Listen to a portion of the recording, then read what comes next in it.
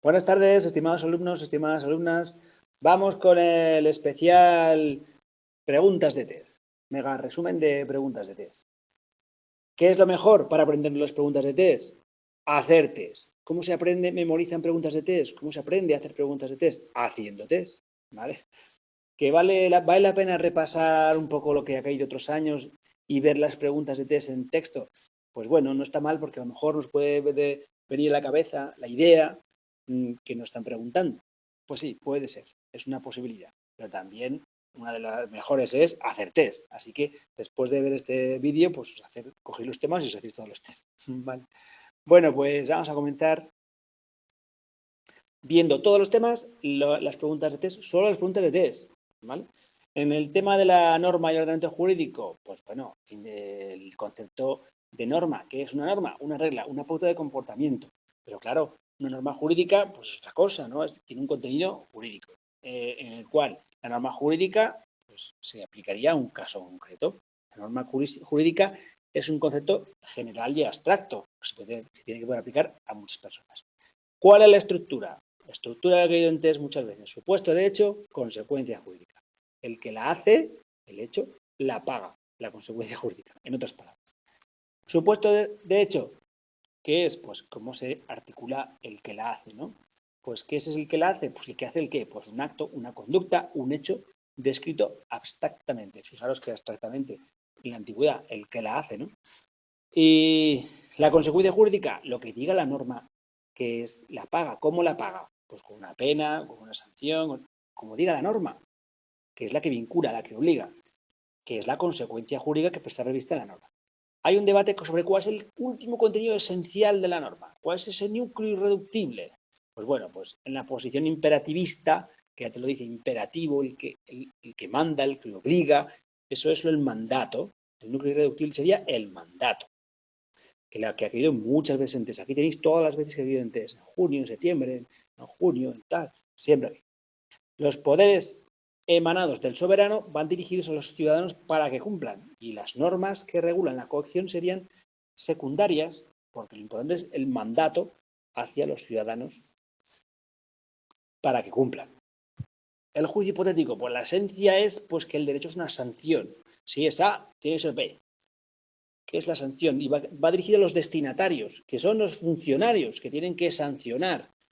Por eso la esencia es la sanción en ese juicio. Y las normas que ordenan las conductas a los ciudadanos, pues serían secundarias, accesorias.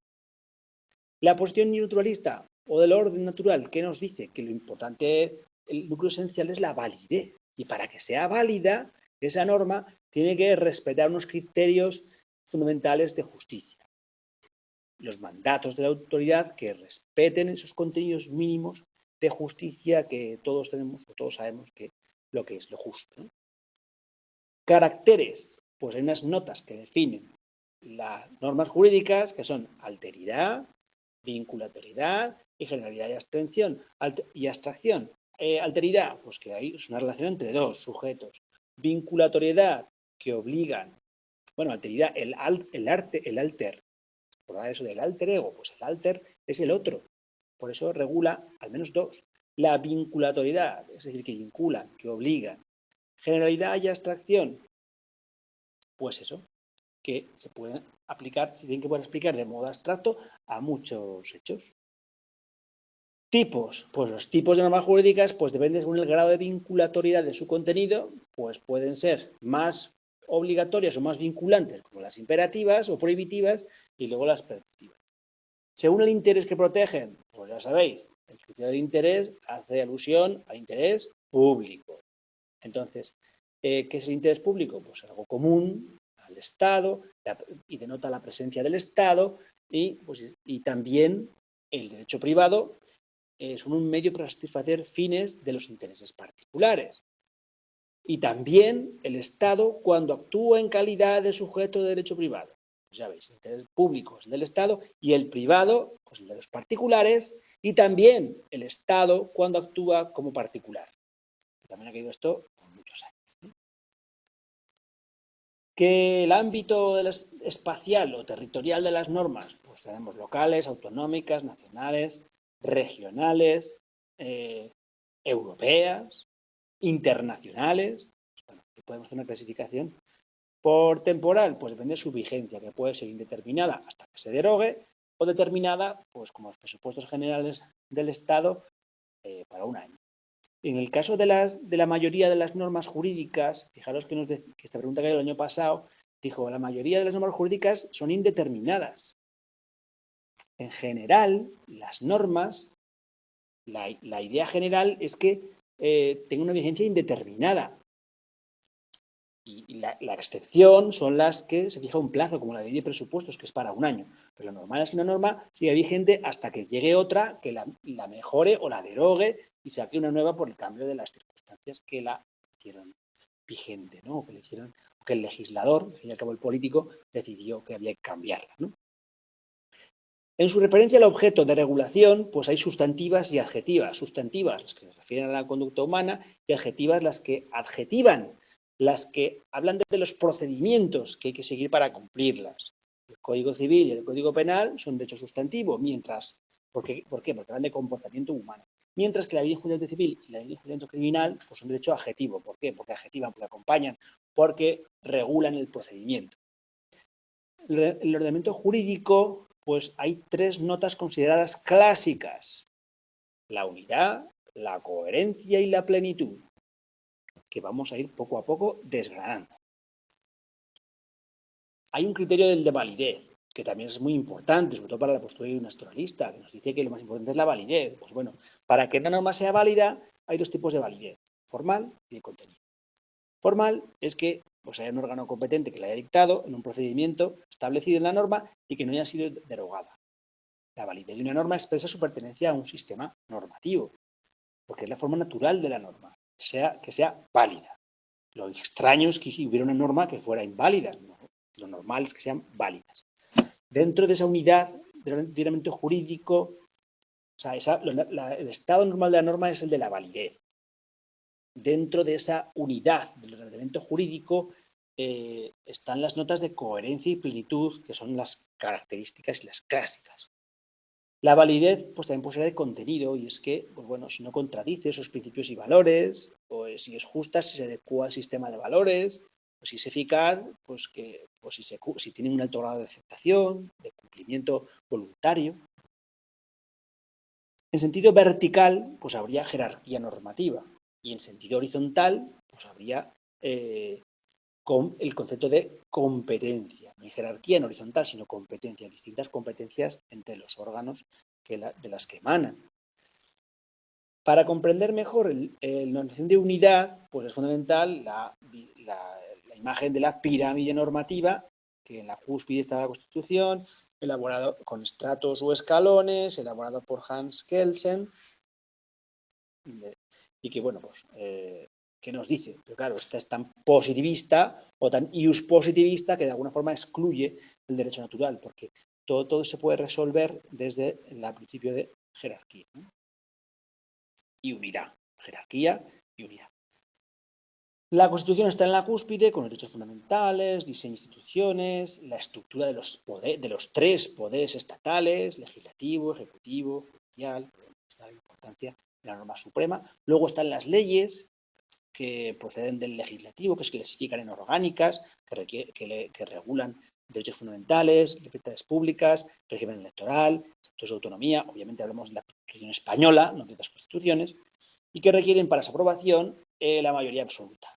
Luego están las leyes ordinarias, que son todas las demás, que no son esas, y que pues requieren mayoría simple. También tenemos otras, esto es lo normal, las leyes, pero luego hay una serie de leyes que no emanan del legislativo, sino que emanan del ejecutivo, como son los decretos legislativos. ¿Por qué? Porque hay una delegación legislativa que el legislativo le dice al ejecutivo: oye, prepárame una norma con el objetivo de refundir textos o hacer una nueva ley dentro de un marco concreto de la que te voy a decir. Bueno, eso es un poco la idea. El legislativo le encarga, mediante una delegación legislativa, que elabore un decreto legislativo. Y otra anomalía, porque claro, estas dos normas las elabora el Ejecutivo, cuando le correspondería elaborarlas todas al legislativo, ¿verdad? Pues en este caso, tanto la legislación, los decretos legislativos como los decretos leyes los elabora el Ejecutivo, al que no le corresponde al legislativo. El Ejecutivo lo que tiene es la potestad para elaborar, para ejecutar las leyes y la potestad reglamentaria, pero no la legislativa. Y la de control, que es la que tiene el legislativo. Pues bien, los decretos ley lo que pueden son normas provisionales, bueno, vamos a seguir lo que dice el artículo concreto. En caso de extraordinaria y urgente necesidad, el gobierno, pregunta de test, que es el Ejecutivo, podrá dictar leyes de disposiciones legislativas provisionales que tomarán forma de decretos ley. Obviamente no puede afectar a las instituciones del Estado, los derechos, deberes y libertades de los ciudadanos del título 1, al régimen de las comunidades autónomas ni al derecho electoral. Las normas, la potestad reglamentaria, pues ya veis que el Ejecutivo tiene la potestad reglamentaria. Los reglamentos son un instrumento de la potestad normativa propia del Ejecutivo o del Gobierno, que es lo mismo. Son normas de rango inferior a ley. El reglamento es ley en sentido material, dado su valor normativo, pero no en sentido formal, porque su forma no es la de la forma de ley, sino que su forma es de reglamento. La forma normativa de los reglamentos son decretos ley, no ley, ni decretos ley, decretos. En cuanto a la plenitud, pues bueno, las lagunas se deben a los defectos en la relación de los preceptos legales. Esto que yo en 2020. ¿A qué se deben las lagunas? Pues a un defecto en la relación de los preceptos legales, porque el legislador no supo prever los posibles cambios de la vida, la aparición de nuevos fenómenos sociales no contemplados aún, y por eso se producen las lagunas. Vale. ¿Qué hacemos con las lagunas? Pues que para eso tenemos la plenitud, porque el juez no puede abstenerse de resolver cualquier caso que se plantee, y en ausencia u oscuridad de la ley, o laguna, que esto es la laguna, pues tiene que resolver. ¿Con qué? Pues ateniéndose al sistema de fuentes. Pregunta de este. El procedimiento para completar el ordenamiento jurídico ante la existencia de una laguna se llama integración. Integro esa laguna, la integro en el ordenamiento jurídico. ¿Sí? ¿Por qué la integro? Porque el ordenamiento jurídico es pleno, pues lo puedo integrar. Y hay dos modos. Autointegración con tu propia norma, pues se llama autointegración con tu propia norma para dar solución, pues por ejemplo con la analogía, se sirve de la analogía de un supuesto similar para autointegrar esa laguna. Y la heterointegración, otro ordenamiento jurídico diferente para cubrir esa laguna. Por ejemplo, en el ordenamiento de la Unión Europea. El otro término importante, otra característica clásica, la coherencia. Cuando algo es coherente significa que no es incoherente. ¿Vale? ¿Qué es algo incoherente? Pues algo que se contradice. ¿Vale? Eso es incoherente. Eres incoherente, ¿por qué? Porque te contradices. ¿Vale? Entonces, ¿qué pasa cuando hay las contradicciones? Pues las contradicciones son antinomias. Antinomias o contradicciones entre normas. Entonces, que sea coherente el ordenamiento jurídico significa que no hay contradicciones, que no hay antinomias. Entonces, para que se dé una auténtica antinomia, tiene que haber una contradicción entre dos normas que pertenecen al mismo ordenamiento jurídico, que estén referidas a los mismos destinatarios, pero que las regulaciones sean contrapuestas o contrarias respecto a la misma cuestión. ¿Cómo resuelvo las antinomias o las contradicciones? Que es lo mismo. Pues aquí tienes un pequeño resumen de cómo hacerlo, que es lo que ha caído en los test. En los test dicen, las resoluciones de las antinomias prevalecen por orden los siguientes criterios. O criterios para resolver las antinomias. Son distintas enunciados de preguntas de test, de todos los años. Básicamente de todos los años. Aquí tienes una pregunta de test de todos los años. Pues primero tenemos el jerárquico, que es el general, que prevalece o prima sobre todos los demás. ¿Por qué? Porque ya hemos dicho que estamos ante un sistema jerárquico. La jerarquía y la unidad, ¿verdad?, que nos ayuda a resolver también la coherencia, ¿verdad? Entonces, para resolver esas contradicciones, el primer criterio, ¿cuál es? Si estoy en un sistema de una pirámide, pues obviamente, pirámide escalonada, pues el de jerarquía, que prima sobre los demás.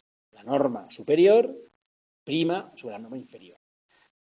Bueno, en caso de que no haya una norma jerárquica superior que aplicar, ¿cuál aplico?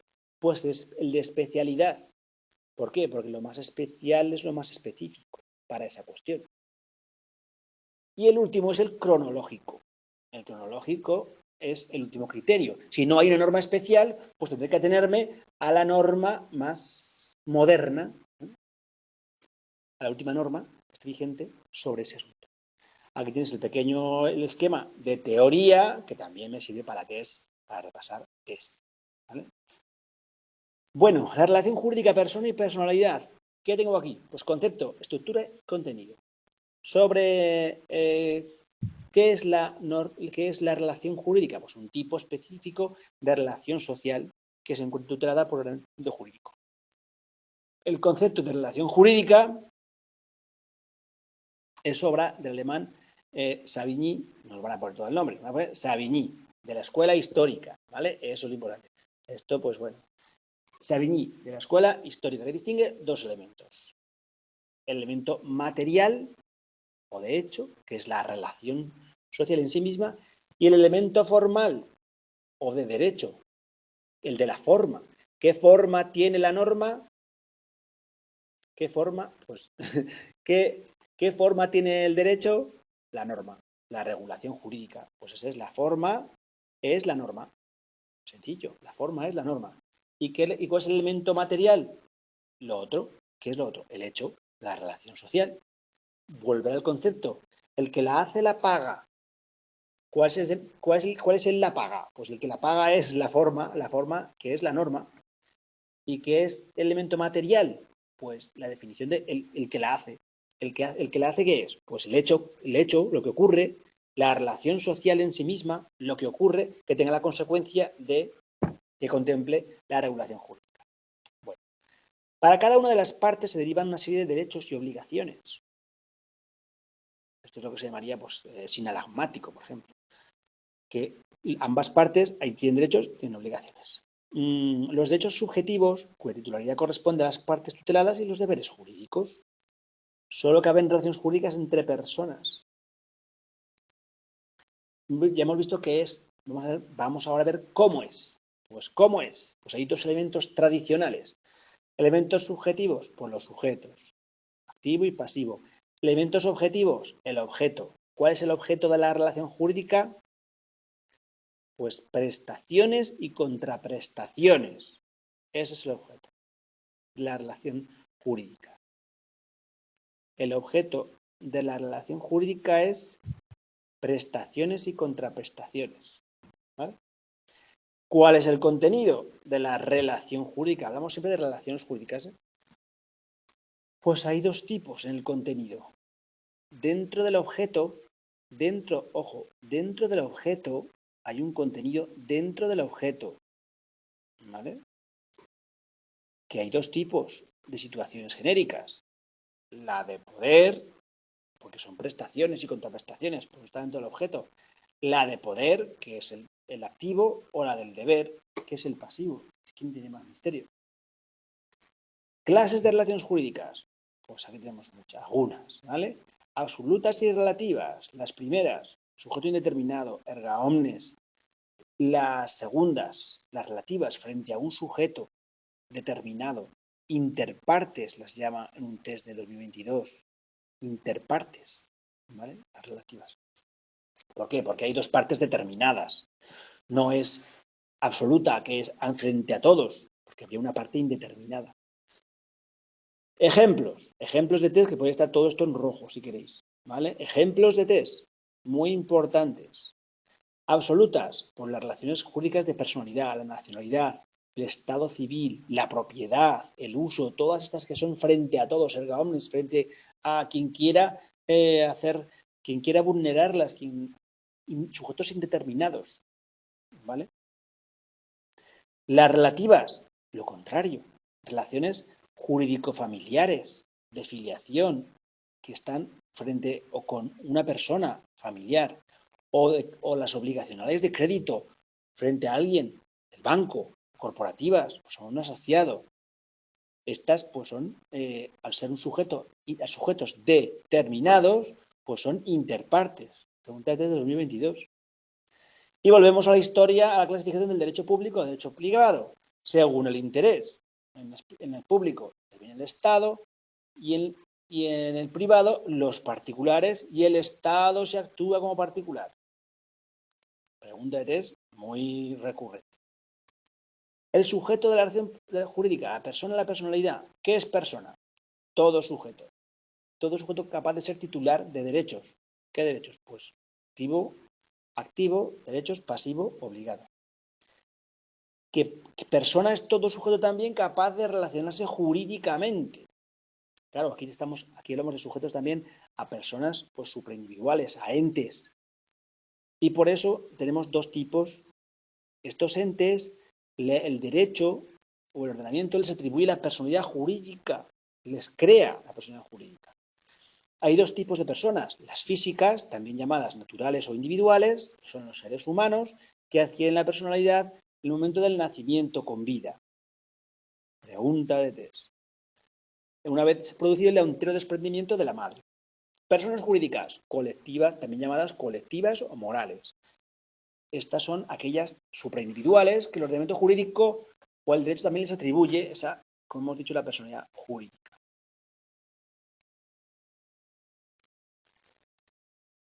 Entonces, ¿en qué podemos clasificar a estas personas jurídicas o morales? Pues en tres, que son las más comunes. Asociaciones, corporaciones y fundaciones. Asociaciones, conjunto de personas para lograr un fin lícito. Corporaciones, entes públicos con intereses generales. Ayuntamientos, por ejemplo, diputaciones, comarcas. Fundaciones, conjuntos de bienes destinados por el fundador a un fin. Obviamente también lícito, pero un fin que tiene cierto interés público, ¿no? En caso de fundaciones públicas. La condición jurídica de persona implica que un sujeto de derecho tiene personalidad jurídica.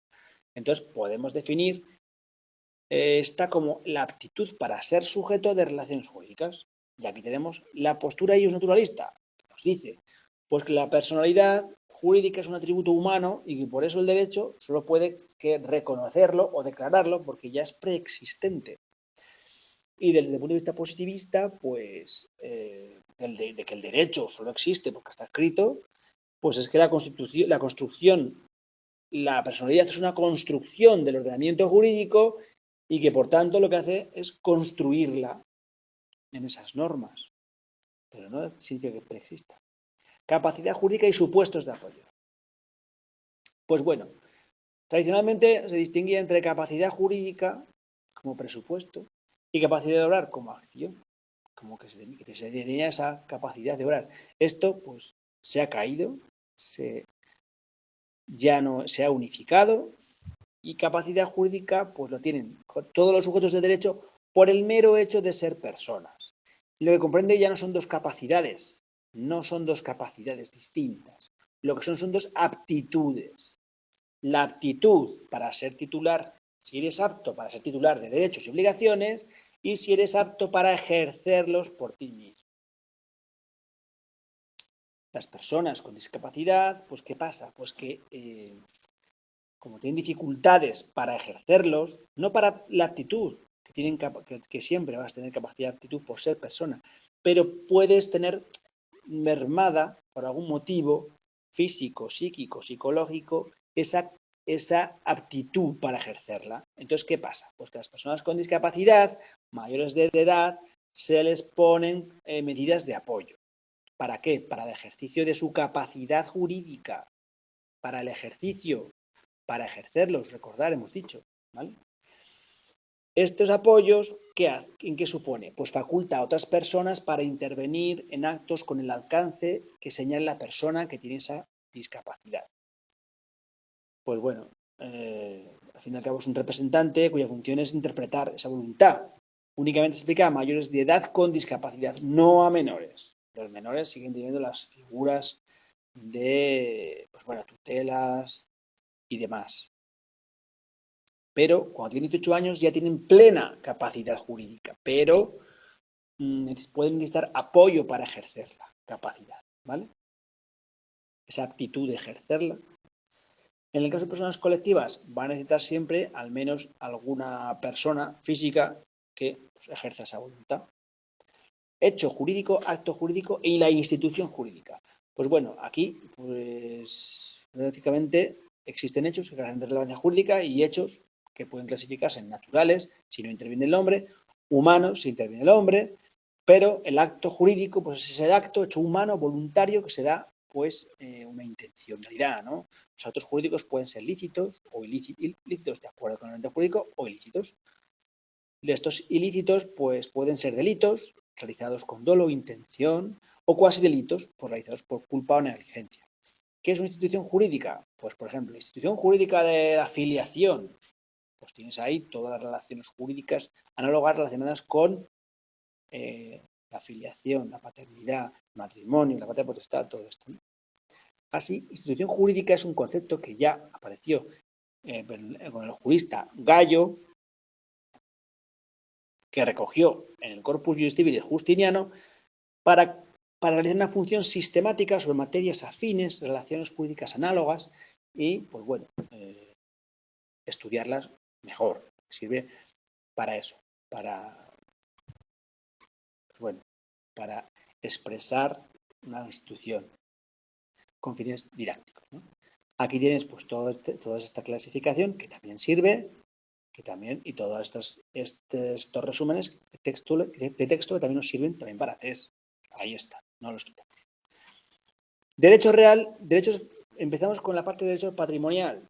Derecho real, derecho de crédito. Pues derecho real es que el derecho subjetivo que otorga determinados poderes y facultades al titular pues, sobre ejercer sobre una cosa. El derecho subjetivo otorga determinados poderes o facultades a su titular para ejercer sobre una cosa, ¿vale? Características, reipersecutoriedad, es decir, acompañan, con independiente de dónde esté la cosa, acompañan al derecho. Erga omnes, pues que se debe ejercitarse frente a todos, que lo discuta, que lo impida. Gallo ya en sus instituciones decía que una acción personal es cuando reclamamos contra el que nos está obligado a dar o prestar alguna cosa. Un objeto corporal es de nuestra propiedad o tenemos sobre él un derecho. Pero tenemos dos posturas. La clásica, que nos dice que es una potestad directa, con la nota de inmediatividad, inherencia. La postura obligacionista nos dice que el derecho real no puede conformar una relación interpersonal, sino que está más relacionado con esa obligación, sino que el titular tiene una facultad para exigir a todos la obligación pasiva de que lo respeten. La obligación está con los demás para que lo respeten, no con la cosa, ¿vale? Derechos reales y derechos de crédito, diferencias importantes. Los reales, frente a todos. Un derecho sobre una cosa.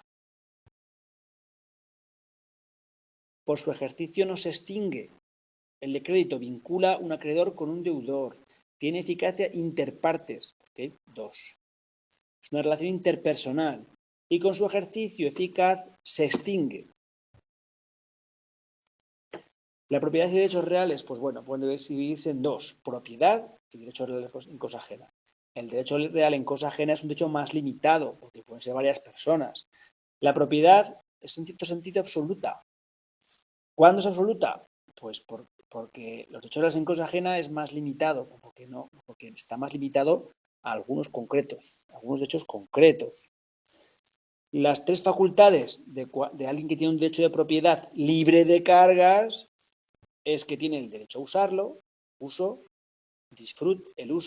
el disfrute, obtener sus frutos, y la disposición, poder decidir.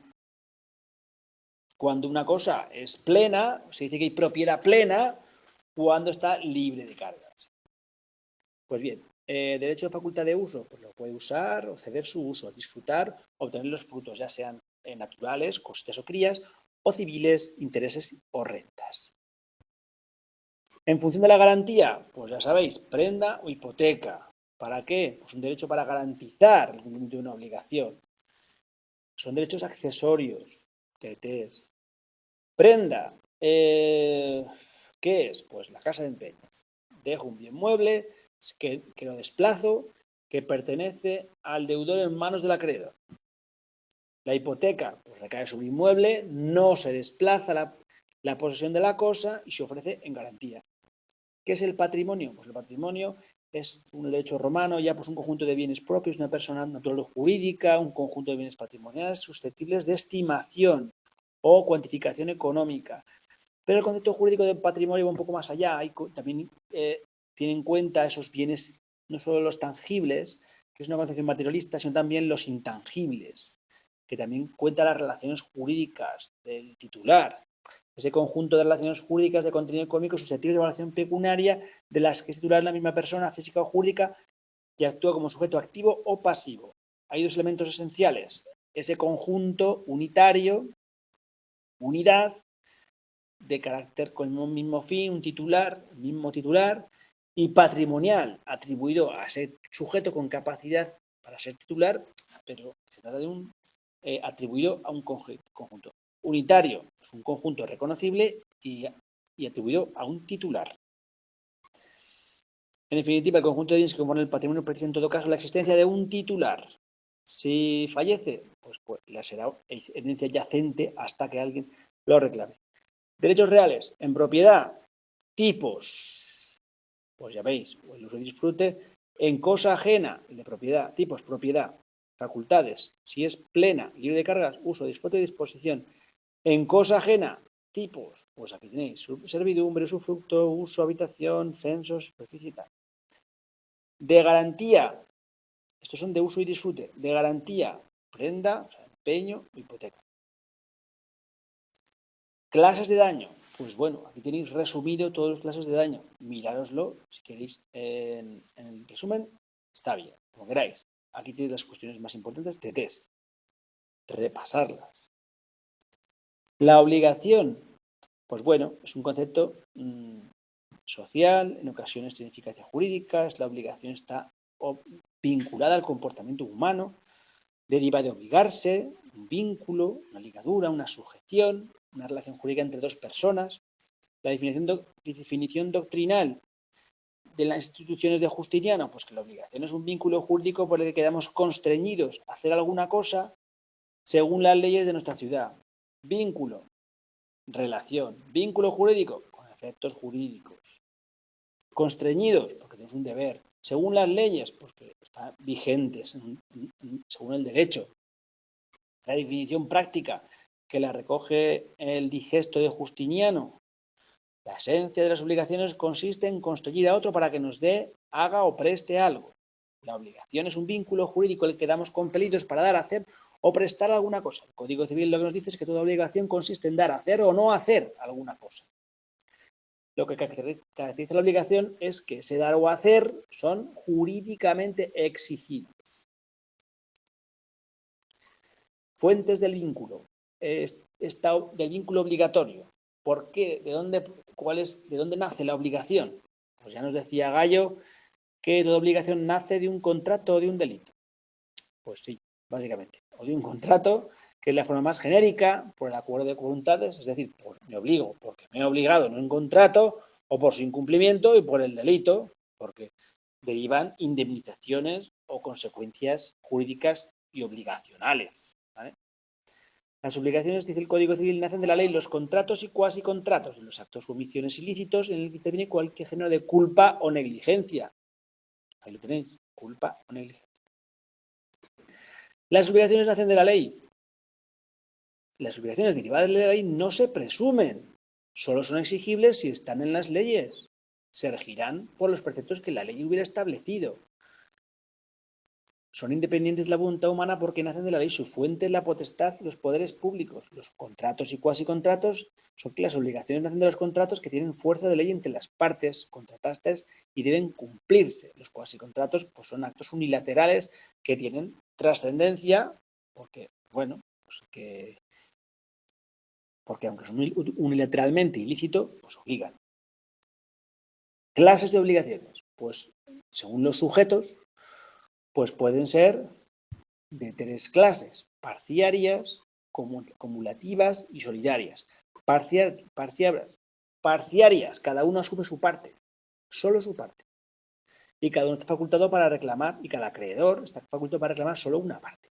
Las cumulativas son aquellas que, existiendo muchos sujetos pasivos, cada uno de ellos está obligado a satisfacer al acreedor el montante íntegro de todo lo que debe y libera a los demás.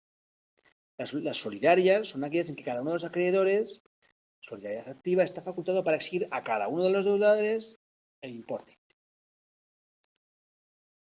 Por razón del objeto, pues el principal criterio que distingue son genéricas y específicas. Genéricas, pues las que son fungibles, las que son sustituibles por su peso, medida, pues kilos de arroz. Estas obligaciones genéricas suelen ser imperecederas. ¿Por qué? Porque el género no perece, decía el derecho romano. ¿Por qué? Porque si te debo 100 kilos de arroz, te debo 100 kilos de arroz, no perece, te los sigo debiendo. Y te los puedo pagar con 100 kilos de arroz. Y los saque de donde los saque, ¿no? Las específicas. Aquí hay que tener una cosa concreta, específico. El cuadro de la Gioconda, pues solamente tengo que entregar eso, pues tienes que entregar eso. Divisibles, pues el deudor puede cumplir por partes, las puedo dividir por partes. Indivisibles, pues una prestación única, pues cortarte el pelo. No es indivisible, no te puedo cortar mitad del pelo. Por los efectos, pues hay civiles, morales y naturales. Civiles, pues aquellas que te puedo exigir judicialmente. Morales, aquellas que no se puede exigir judicialmente, sino que parten de tu buena voluntad. Y naturales, que pueden ser positivas, negativas. Las negativas carecen de acción para reclamar y la positiva, pues ¿cómo? Pues haciendo la retención de lo pagado. El objeto de la obligación, ¿cómo tiene que ser? Pues tiene que ser posible, lícito, determinado o determinable y de contenido patrimonial. Posible, ¿por qué? Porque no pueden ser objeto de contrato cosas imposibles. Objetivo, es decir, no puede ser, no ha existido nunca, pues debe ser absoluta. Objetiva, afecta a toda persona. La imposibilidad, pues también es relativa cuando es subjetiva para una persona. Puede ser objetiva para toda persona o imposible para una persona, o relativa para una persona. La imposibilidad puede ser física o jurídica. Física, pues imposible físicamente es que no se puede entregar la luna. Y jurídica, pues que está fuera del comercio de los hombres. Lícita, pues que bueno, que no se me haya puesto a obligarse a algo ilícito. Determinado, determinable, pues bueno, que se puede cuantificar y que se puede determinar sin necesidad de un nuevo acuerdo y de contenido patrimonial que se puede valorar o traducir económicamente a algo. El contrato, ¿qué es el contrato? Pues bueno, el contrato es el concepto contractual, pues ahí sería lo contraído. En general, pues hay una serie de delimitaciones conceptuales, como son el acto, negocio, convenio, pacto, distintas partes de la definición de contrato. Acto, pues esperar una actividad. Negocio, pues negociar para llegar a un acuerdo. El convenio, pues ese mismo acuerdo. Y el pacto, pues el acordado hay que respetarlo y que cumplirlo. Concepto de contrato, pues según la doctrina medieval, pues es un respeto, fidelidad. En el pensamiento escolástico, pues está más relacionado con el voluntarismo. En la escuela de Derecho Natural, pues la exaltación de la libertad humana, en la primacía de la voluntad. Según cualquier forma, cualquier hombre puede quedar obligado. El contrato existe desde que varias personas consienten en obligarse respecto a unas o a otras. ¿Se perfeccionan con qué? Pues con el consentimiento, no solo desde que se expresa el pactado, sino según la naturaleza que sean conformes a la buena fe y a la ley, por el principio de libertad contractual. La responsabilidad contractual, ¿de qué va? ¿Cuál es? Pues pues es la derivada del contrato, ya sea actuando dolosa culpablemente o actuando correctamente. El caso fortuito, la fuerza mayor, en los casos de incumplimiento no provoca responsabilidad. ¿Por qué? Porque no hay culpable. Si es por fortuito o por fuerza mayor, hay que distinguir entre deber y responsabilidad. Deber se encierra en la propia obligación de la responsabilidad. Y en casos de incumplimiento, pues además se puede exigir un daño patrimonial. Los contratos consensuales, lo comentaba con Nerea hace un momento. Uno de los 4 contratos consensuales puede caer en desarrollo. Y lo demás, y las especificaciones concretas, en test. Así que los 4 contratos consensuales, de memoria, os tenéis que saber. El primero, compraventa. El contrato que obliga a uno de los contratantes, se obliga a entregar una cosa determinada, el otro a pagar un precio cierto en dinero o signo que lo represente. Elementos típicos de todo negocio jurídico, pues elementos personales, elementos formales. Personales, las partes, comprador, vendedor, elementos reales, la cosa, el precio, elementos formales, pues no, libertad de forma. Requisitos, consensual, lo acordado es válido, el consentimiento puede ser expreso, tácito, sin decir declaración en palabras, no formal, libertad de forma. La compraventa se comporta como un contrato bilateral perfecto, bilateral, es decir, sinalagmático de las prestaciones. Ambas partes son interdependientes y la compraventa es un contrato oneroso debido a que las prestaciones son recíprocas y hay cierto, pues se encuentra cierto equilibrio económico. El arrendamiento, ya lo sabéis. Entregar para su uso y disfrute cosa cierta, prestar un determinado servicio, entregar una contraprestación en precio y tenemos 3 variantes. De cosa, de servicios y de obra. De cosa, pues bueno, pues aprovechamiento mediante una renta o alquiler, que es un fruto civil. De cosas, pues se obliga a dar una cosa a la otra, el goce y el uso de la cosa por tiempo indeterminado y precio cierto. Servicios, pues bueno, una obligación, pues con una contraprestación llamada salario. El arrendamiento de obra, pues es un contrato consensual por el cual se obliga a ejecutar una obra, prestar un servicio por precio cierto. Diferencias entre servicios y obra de test. Hay que diferenciar. En relación con la obligación y en relación con la remuneración. En relación con la obligación, el arrendamiento de servicios es un compromiso que hay que desplegar una actividad pactada sin que ello exija un resultado. El resultado no se exige en el de servicio. Sin embargo, en el de obra es justo al revés. El compromiso es la ejecución de una obra pactada y la mera actividad no es suficiente. En cuanto a la remuneración, o sea, sino que es de resultado. El resultado tiene que ser la obra. En la remuneración, pues los servicios se pacta un sueldo, salario periódico y en la obra una retribución o precio final, ¿vale? Más bien final. El mandato, pues esto es el mandato, lo que os digo yo, del Mandalorian, o recordarlo como queráis. El mandatario recibe de otra denominada mandante un encargo que acepta y se obliga a cumplir el interés del mandante, no del mandatario, el interés del mandante, la voluntad del mandante y la aceptación del mandatario, pues es expresa o tácita, es gratuito, salvo que se pacte una retribución. El mandante es el que domina el negocio, el interés por el que se lleva a cabo el mandato. No cabe un mandato que sirva al interés del mandatario. Una vez acepte el mandatario debe cumplir y de no hacerlo puede reclamar responsabilidad. El encargo que produce eficacia jurídica debe consistir en realizar alguna actividad jurídica con trascendencia. Los encargos fácticos sin consecuencias jurídicas son meras relaciones sociales. Es importante. No debe sufrir perjuicio económico el mandatario y tampoco puede extralimitarse.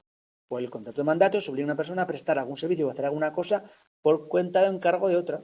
Sencillo. Sociedad.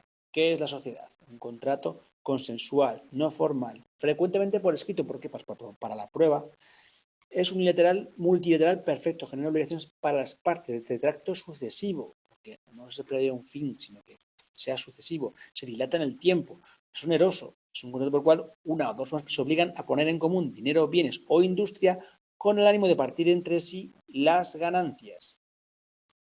Y bueno, aquí los tenéis todos. Tenéis aquí las obligaciones, contenido, clases, los contratos consensuales, los 4 principales, compraventa, arrendamiento, mandato y sociedad. Uno de los cuatro os cae en test o en desarrollo fijo. Los conceptos de derecho subjetivo y derecho objetivo. El derecho objetivo pues, son normas jurídicas vigentes o que han estado vigentes en un determinado tiempo y lugar. Derecho objetivo alude pues, en tanto que norma, el objeto, objetivo, norma. Es sinónimo de derecho positivo. Todo esto son preguntas de test, todo. El derecho subjetivo, pues concede una facultad o poder de que es titular frente a uno u otros. De hacer, de no hacer. Por ejemplo, derecho objetivo, pues cuando yo digo estudio derecho, derecho subjetivo, cuando yo digo tengo derecho al paro, pues pues eso, faculta al titular el derecho frente a otros y le habilita para hacer o no hacer algo en virtud de una norma. No puede existir un derecho subjetivo sin que exista una norma de derecho objetivo que lo contemple, que lo reconozca, ni a la inversa, porque ambos son necesarios o concurrentes. El derecho objetivo se escribe con letra mayúscula y el derecho subjetivo con minúscula. Estudio derecho o tengo derecho al paro. Son ambos aspectos de una relación jurídica, son dos aspectos de la relación jurídica en que se fundamenta.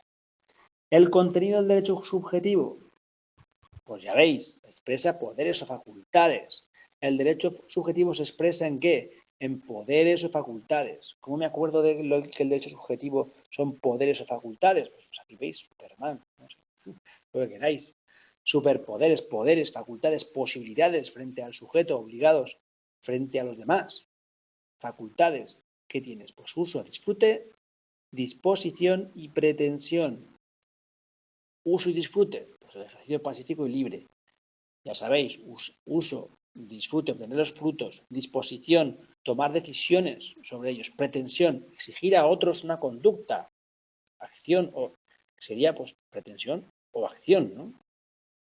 Y las clases de derechos subjetivos pues serían, atendiendo al alcance del sujeto, absolutos frente a todos, relativos frente a un sujeto, según las posibilidades de acción, de libertad, de pretensión, de modificación jurídica, de libertad, pues impedir que otros me perturben, o perturbar, de pretensión, pues que hay alguien que permite al titular del derecho menos autonomía, subjetivos, de modificación jurídica, que es decir, que hay derechos potestativos que el derecho pues tiene libertad a decidir unilateralmente sobre ese tipo de derechos. El sujeto de derecho subjetivo, ¿qué es? La cosa. La cosa es todo aquello sobre lo que recae o puede recaer la facultad o poder. Hay realidades inmateriales, espirituales, que también tienen pues eso, cierto valor, tiene que estar delimitado. La consideración de los animales como cosas es muy cuestionable, continúan siendo cosas, pero tienen una especial protección. Y más con la reforma esta de bienestar animal. Parece inminente esta reforma que instale el concepto de derechos de los animales. Son cosas en sentido jurídico, son realidades materiales o inmateriales traducibles en valor patrimonial. No son cosas. ¿Qué no son cosas? Pues las que escapan del dominio del hombre, el agua, el aire, el inapreciable, las nubes, las estrellas, y las que están excluidas del tráfico jurídico, que son extra res, extra comercio. No tienen ningún caso, no pueden ser objeto de derecho subjetivo. El agua, el cuerpo humano, el genoma. Aquí tenéis también unos esquemas que pueden servir también para los test, igual que para desarrollo. Y también tenemos por último el concepto del deber jurídico. Pues el deber jurídico pues es el correlativo, deber jurídico a un derecho subjetivo, correlativo, deber jurídico. Las respuestas de fundamento al deber jurídico. Teorías. Pues el deber es un fundamento moral, deberes morales, también éticos. La positivista, por lo contrario, nos dice que pues, la razón fundamental para que se cumpla, pues es que cumples o te aplican la ley y recurren a la fuerza. El sometimiento del sujeto, pues la coacción, es lo que les viene desde fuera por una norma. Y ya está, con esto hemos terminado el mega resumen de test. Muchas gracias por estar ahí, gracias Nerea, gracias a los demás y bueno, nos vemos en el próximo vídeo que ya no sé de qué será, de repaso general de todo o no sé de qué haremos. Se admiten propuestas, así que nos vemos en el próximo vídeo. Chao, adiós. Chao, chao.